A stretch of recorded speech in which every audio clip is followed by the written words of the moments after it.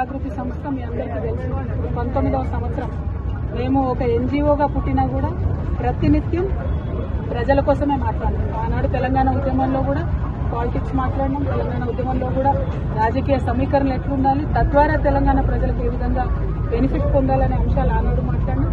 ఈనాడు కూడా మేము ఒక సివిల్ సొసైటీ ఆర్గనైజేషన్ గా ఉన్నప్పటికీ రాజకీయాలు పుష్కలంగా మాట్లాడతాం.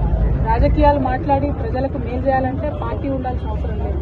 పార్టీ రావాలని ప్రజలు కోరుకుంటే తప్పకుండా వస్తుంది. దాంట్లో పెద్ద ఇబ్బంది ఏం లేదు. పక్కనున్న ఆంధ్రప్రదేశ్లో 2 పార్టీలు ఉన్నాయి, తమిళనాడులో 2 ప్రాంతీయ పార్టీలు ఉన్నాయి, ఆంధ్రప్రదేశ్లో 3 ఉన్నాయి, అట్లనే కేరళలో అయితే గల్లీకోటు ఉంటాయి. పార్టీలు ఉండడం లేకపోవడం పెద్ద విషయం కాదు. జాగృతి పార్టీగా మారడం కూడా పెద్ద విషయం కాదు. కానీ దానికి కూడా ఒక సమయం, సందర్భం, ప్రజలకు అవసరం. అల్టిమేట్ గా నాకేం లాభం, ఏ పార్టీ ప్రజలకు లాభం కావాలి, మా కోసం కాదు కదా పార్టీ కోసం. సో దానికోసమే ఈ పర్యటన చేస్తా ఉన్నాం. ఈ పర్యటనలో మళ్ళీ మీ దగ్గర కూడా వస్తాం.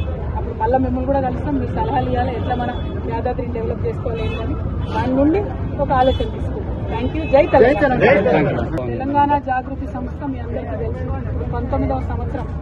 మేము ఒక ఎన్జిఓగా పుట్టినా కూడా ప్రతినిత్యం ప్రజల కోసమే మాట్లాడినాం. ఆనాడు తెలంగాణ ఉద్యమంలో కూడా పాలిటిక్స్ మాట్లాడినాం. తెలంగాణ ఉద్యమంలో కూడా రాజకీయ సమీకరణలు ఎట్లుండాలి, తద్వారా తెలంగాణ ప్రజలకు ఏ విధంగా బెనిఫిట్ పొందాలనే అంశాలు ఆనాడు మాట్లాడినాం.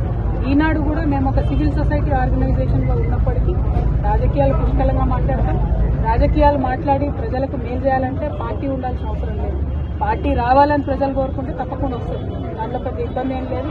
పక్కనున్న ఆంధ్రప్రదేశ్లో 2 పార్టీలు ఉన్నాయి, తమిళనాడులో 2 ప్రాంతీయ పార్టీలు ఉన్నాయి, ఆంధ్రప్రదేశ్లో 3 ఉన్నాయి, అట్లనే కేరళలో అయితే గల్లీకోటు ఉంటాయి.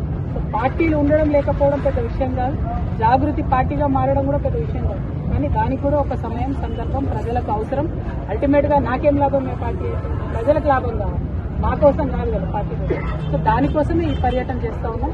ఈ పర్యటనలో మళ్ళీ మీ దగ్గర కూడా వస్తాం.